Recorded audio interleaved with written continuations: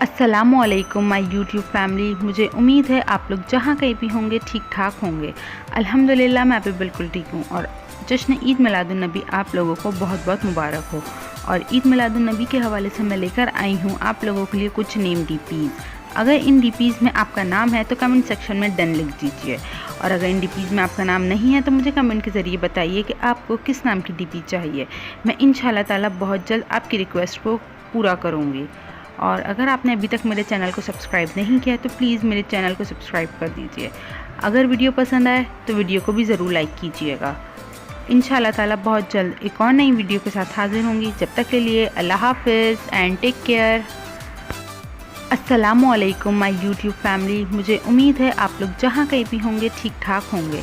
अल्हम्दुलिल्लाह मैं भी बिल्कुल ठीक हूँ। और जश्न ईद मिलादुन नबी आप लोगों को बहुत बहुत मुबारक हो। और ईद मिलादुन नबी के हवाले से मैं लेकर आई हूँ आप लोगों के लिए कुछ नेम डीपीज़।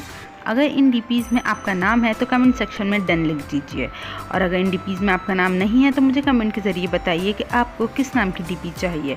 मैं इंशाल्लाह ताला बहुत जल्द आपकी रिक्वेस्ट को पूरा करूँगी।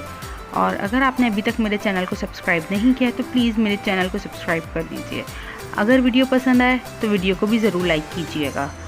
इंशाल्लाह ताला बहुत जल्द एक और नई वीडियो के साथ हाजिर होंगी। जब तक के लिए अल्लाह हाफ़िज़ एंड टेक केयर।